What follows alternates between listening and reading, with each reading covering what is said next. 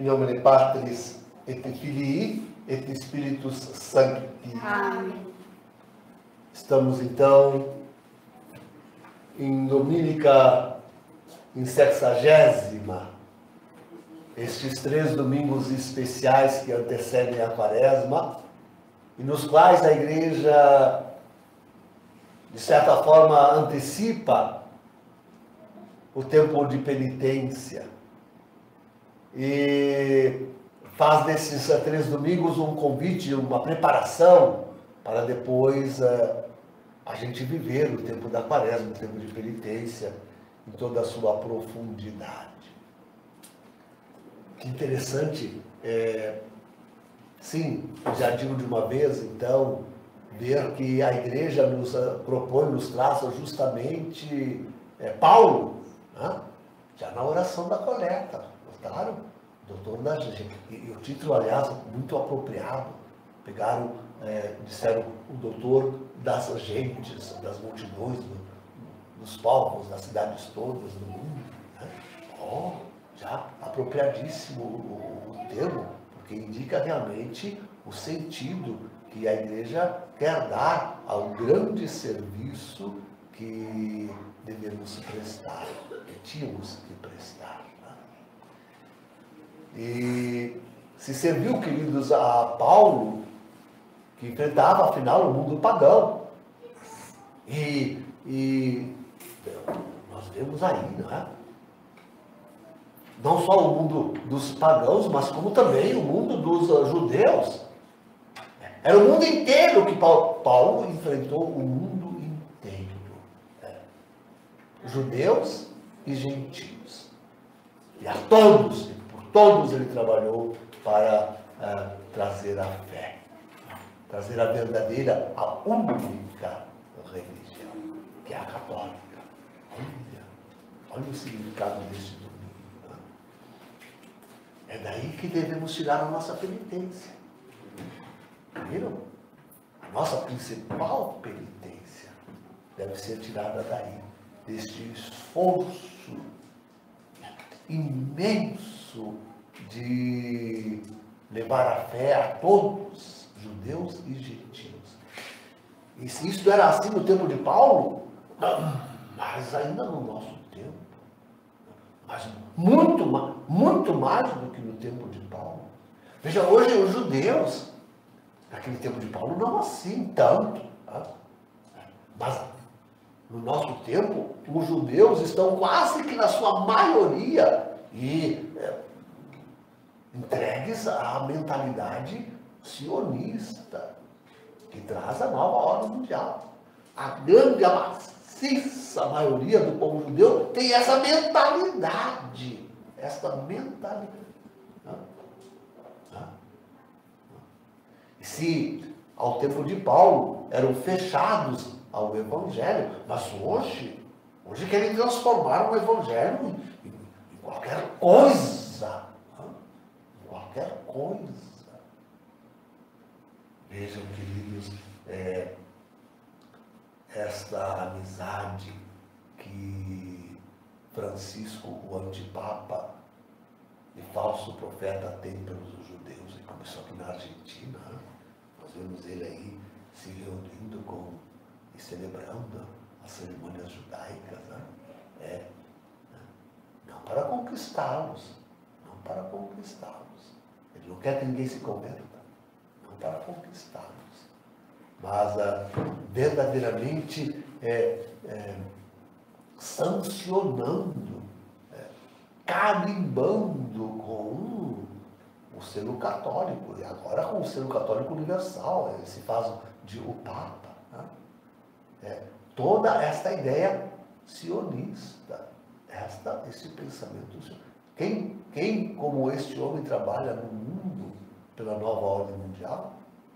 Atualmente, ele é o grande chefe. A gente dizia que antes era Clinton, Obama, Hillary, certamente as 12 famílias, tanto no segredo trabalham, hoje nem tanto segredo, trabalham, né? Mas trabalham. Mas o grande carro a grande figura que aparece é justamente a de Francisco. É ele que trabalha para essa mentalidade sionista. Né? Ou seja, tome conta do mundo e da igreja católica. Tome conta da igreja católica. Né? E aí vem os seus carros-chefes de pastoral, que não é a conversão dos homens, mas é a invasão muçulmana, sobretudo da Europa. É o cuidado da Mãe Terra, é a criação da religião mundial,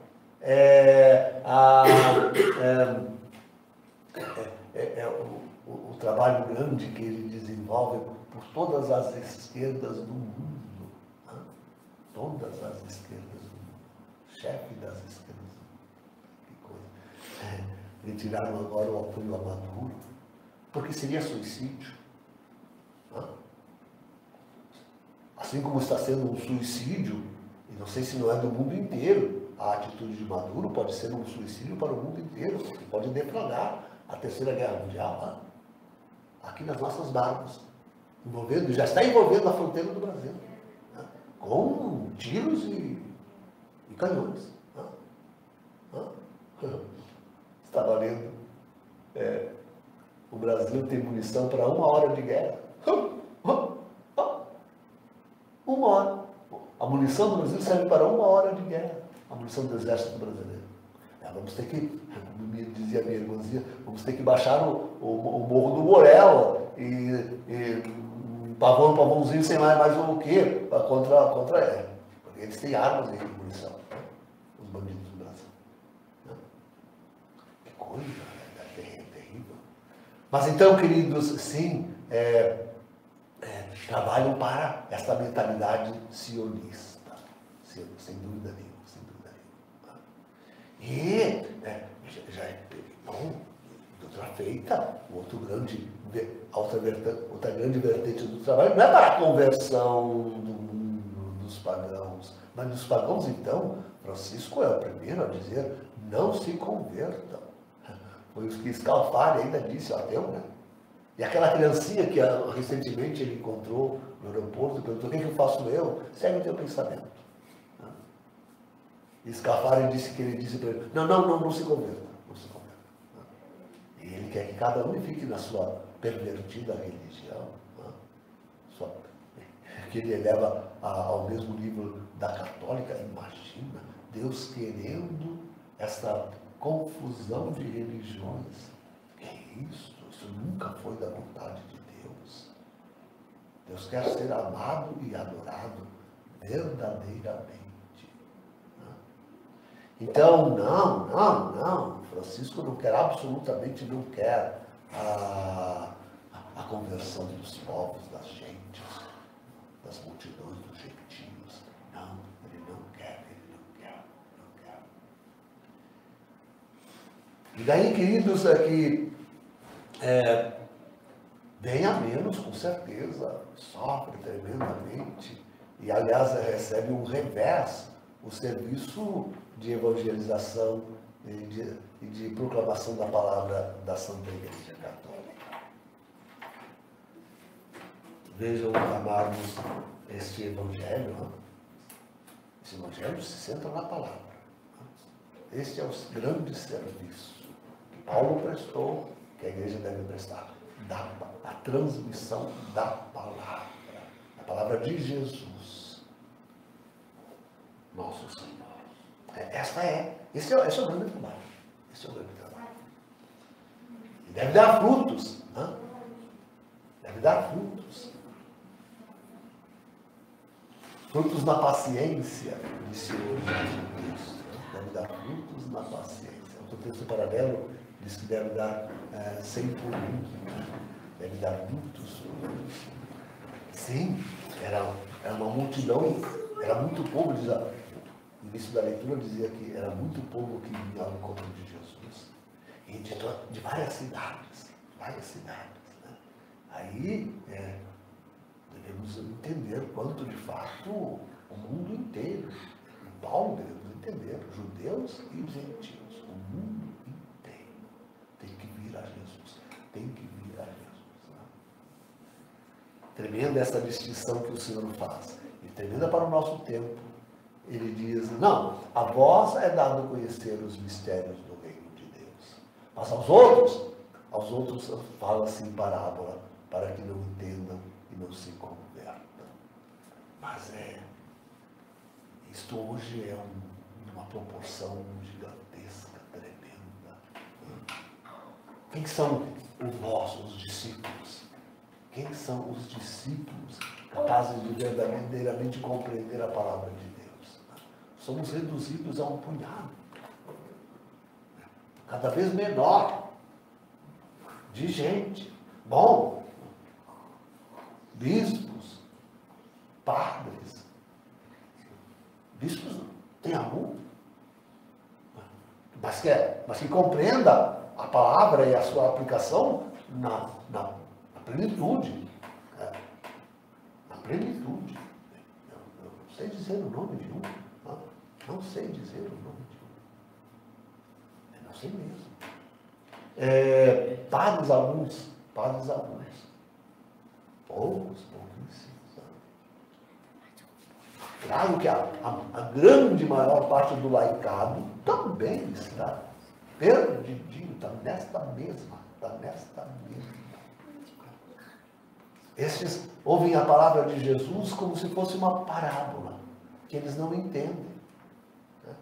E por isso transformam no que bem querem, nas suas instrumentalizam a palavra de Deus. O que é a teologia, ou a teoria, a heresia da libertação no Brasil e toda a América Latina, que está produzindo esses frutos aqui no Brasil, produziu esse fruto do Lula e Companhia Limitada, na Venezuela, em tantos lugares da América Latina. Olha os frutos que está produzindo, os frutos que produziu a heresia da libertação. Isso tudo é palavra de Deus vista como uma parábola, a parábola comunista.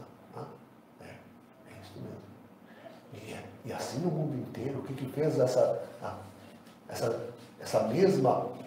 esse mesmo entendimento da palavra, por exemplo, na Alemanha, que afinal foi aquela que produziu, sobretudo ela que produziu o Concílio do Vaticano II, esvaziando completa, colocando ao chão a Santa Igreja Católica. E a força alemã não esmorece. Recente, o cardeal Marques, aquele que é um dos 9, agora não é mais 9, é 6, né? Do Conselho de Francisco, vem dizendo que a igreja tem que se abrir para o sacerdócio, inclusive o sacerdócio feminino, com certeza. E ele já bolou uma bênção para a união homossexual. Está impingindo a Francisco isto. Toda a igreja alemã está. Bom, outro bispo da Alemanha disse que a tradição não impedirá a igreja. Mas é tudo isso utilizo para dizer exatamente isto. É uma parábola para essa gente, a palavra de Jesus, a vida de Jesus, o testemunho de Jesus e dos seus apóstolos. Então, é uma parábola que eles não entendem, e fazem o que querem dela. Fazem dela o que querem.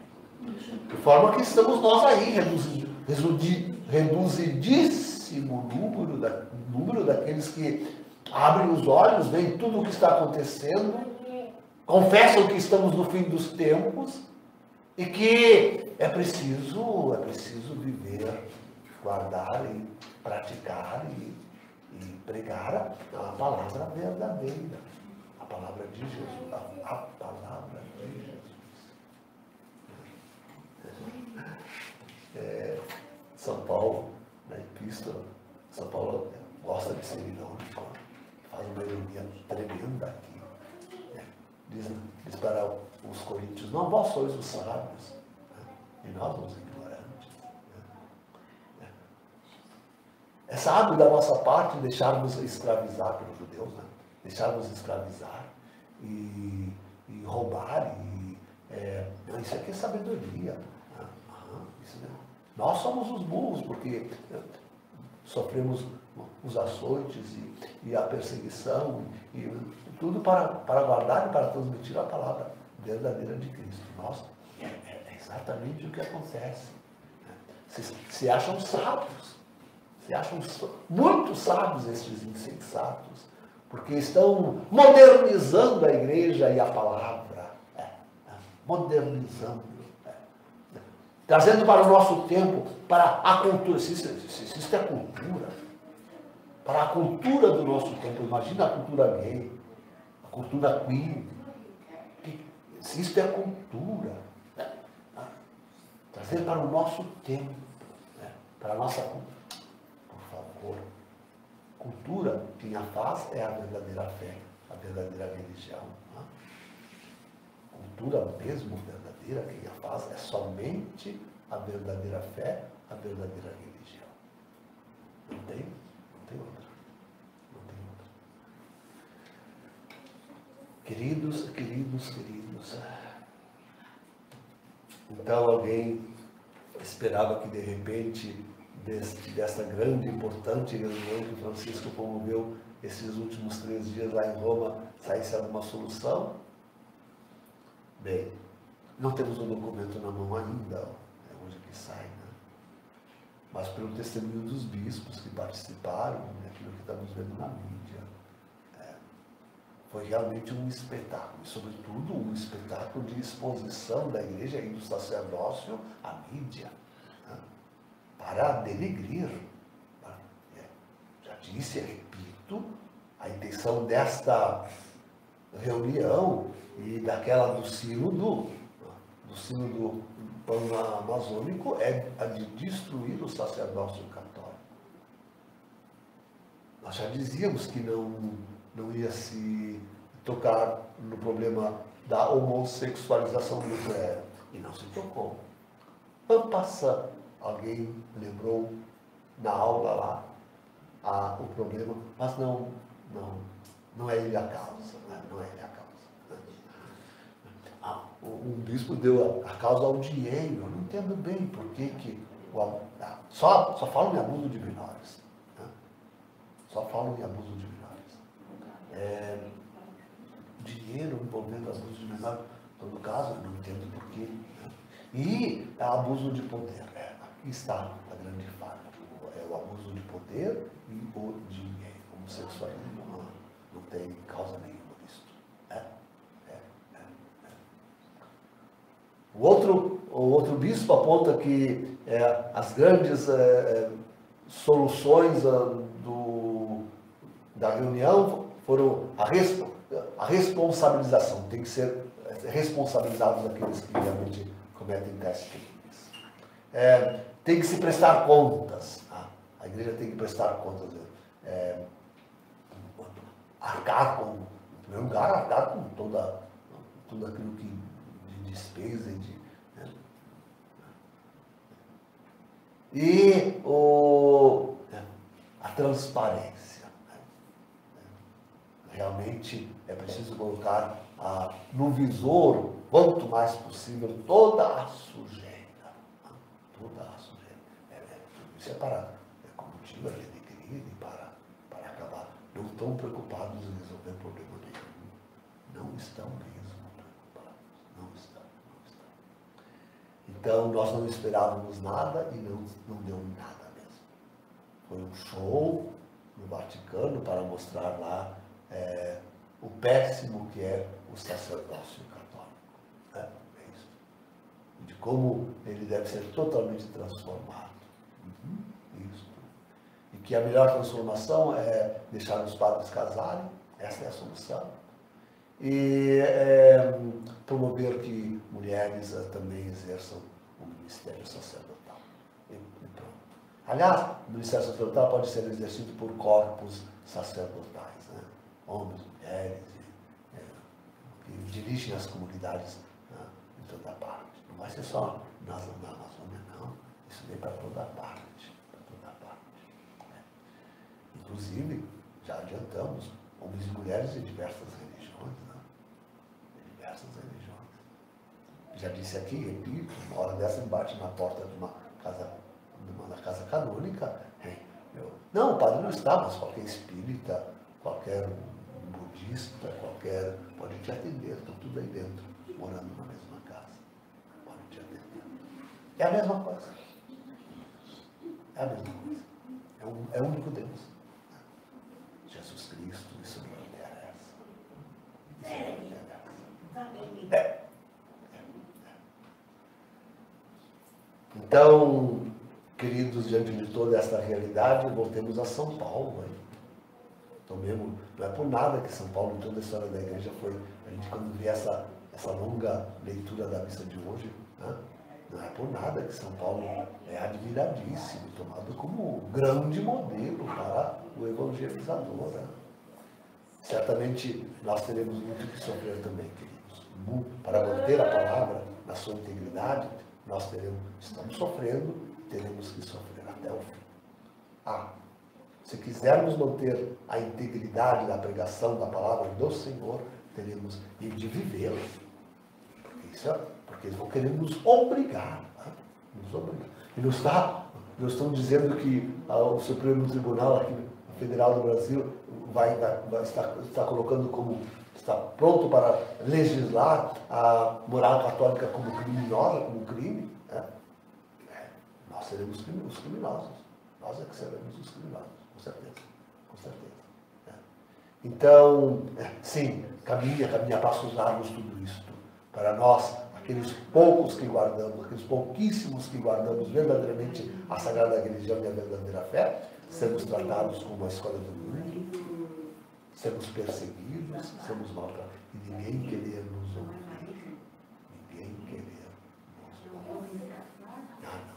Querem ouvir o mundo, querem ouvir Francisco, querem ouvir esta contra-igreja, da qual temos que nos afastar decididamente, mas não querem ouvir uma verdadeira pregação. Não querem ouvir. Preparemos, o tempo chegou. É este que nós vivemos. Em nome do Pai, do Filho e do Espírito Santo. Amém.